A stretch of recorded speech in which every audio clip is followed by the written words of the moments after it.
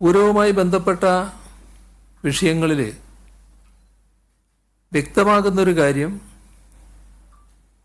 കേരളത്തിലെ സാമൂഹ്യ അന്തരീക്ഷത്തെ അട്ടിമറിക്കാനുള്ള ശ്രമങ്ങൾ അവിടെ നടന്നിട്ടുണ്ട് എന്നുള്ളതാണ്. അത് വ്യക്തമായ ലക്ഷ്യത്തോടെ ആസൂത്രണം ചെയ്ത കാര്യമായിട്ടാണ് കാണാൻ കഴിയുക.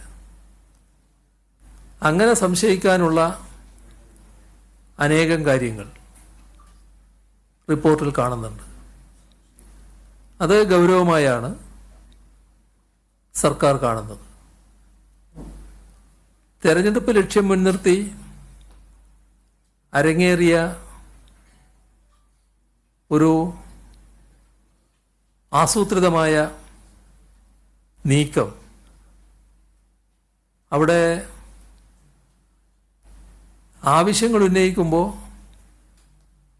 നിയമപരമായി അനുവദിക്കാൻ കഴിയാത്ത ആവശ്യങ്ങളെന്ന് പൂർണ്ണ ബോധ്യമുള്ളവ തന്നെ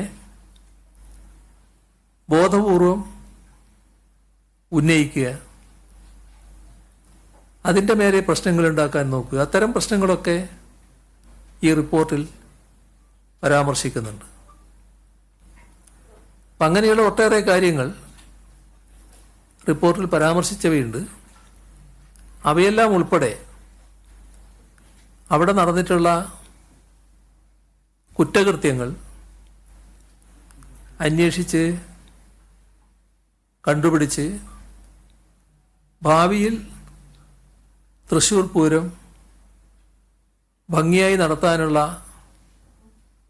സംവിധാനം ഒരുക്കുക എന്നത് തീർത്തും അനിവാര്യമായൊരു കാര്യമാണ്.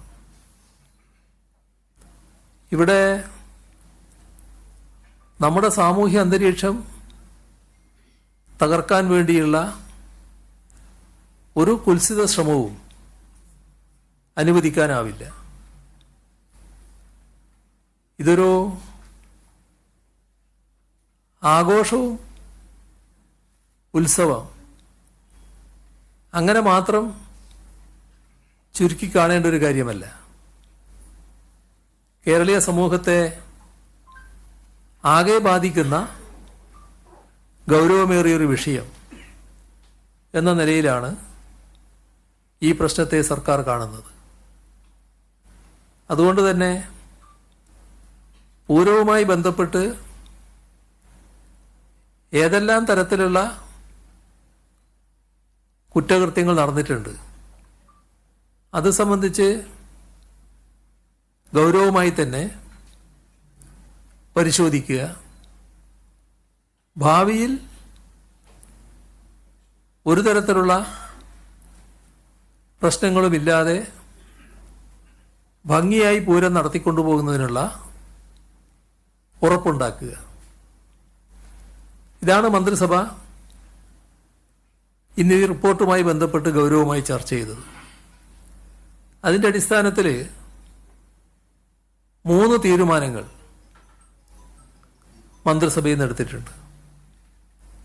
അതിലൊന്ന്, തൃശ്ശൂർ പൂരം അലങ്കോലമാക്കാൻ നടന്ന ശ്രമം, അതുമായി ബന്ധപ്പെട്ട ഈ അന്വേഷണ റിപ്പോർട്ടിൽ വെളിപ്പെടുന്ന കുറ്റകൃത്യങ്ങളെ സംബന്ധിച്ച് വിശദമായ അന്വേഷണം നടത്തി നിയമ നടപടി സ്വീകരിക്കാൻ സംസ്ഥാന ക്രൈംബ്രാഞ്ച് മേധാവിയായ ADGP H. വെങ്കടേഷ് IPSന്റെ നേതൃത്വത്തിൽ ഒരു പ്രത്യേക അന്വേഷണ സംഘത്തെ ചുമതലപ്പെടുത്തുക. രണ്ടാമത്തത്,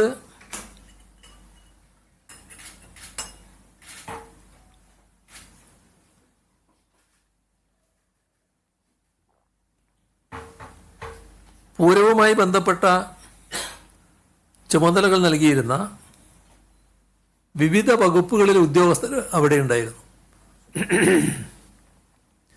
ആ ഉദ്യോഗസ്ഥരിൽ ആരുടെയെങ്കിലും ഭാഗത്ത് നിന്ന് എന്തെങ്കിലും വീഴ്ചകൾ ഉണ്ടായിട്ടുണ്ടെങ്കിൽ അത് അന്വേഷിച്ച് റിപ്പോർട്ട് ചെയ്യുന്നതിനായി intelligence ADGP Manoj Abraham IPS ചുമതലപ്പെടുത്തുന്നു.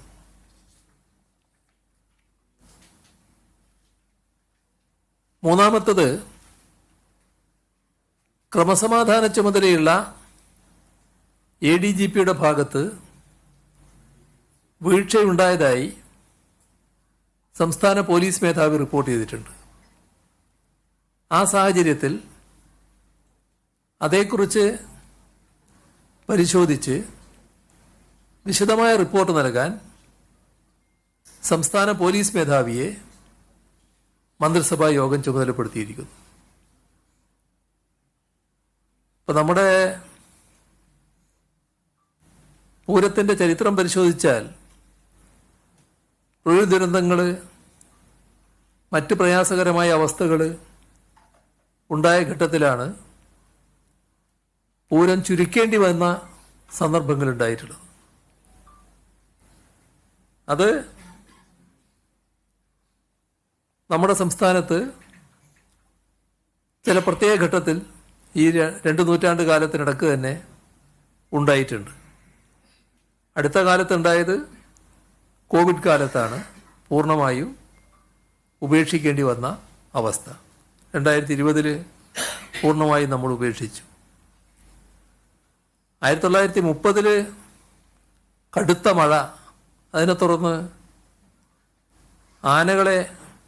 മുഴുവൻ ആനകളെയും എഴുന്നള്ളിക്കുന്ന നില ആ ഘട്ടത്തിൽ സ്വീകരിച്ചിരുന്നില്ല. 1939 രണ്ടാം ലോകമഹായുദ്ധം, അപ്പോൾ ചടങ്ങ് മാത്രമാക്കി ചുരുക്കി. മഹാത്മാഗാന്ധിയുടെ രക്തസാക്ഷിത്വം മതത്തെ തുടർന്ന് 1948 ചടങ്ങ് മാത്രമായി ചുരുങ്ങി.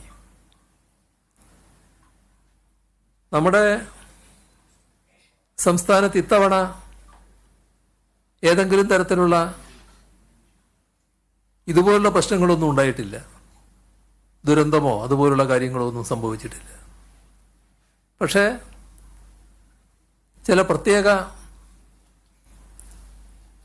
രീതിയിലുള്ള ഇടപെടലുകൾ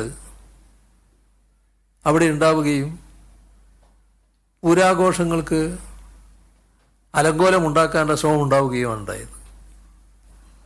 അത് ആവർത്തിക്കാതിരിക്കത്തക്ക രീതിയിലുള്ള കർശന നടപടികളിലേക്ക് കടക്കുക എന്നതാണ് ഉദ്ദേശിക്കുന്നത്. ഇതാണ് ഒരു കാര്യം.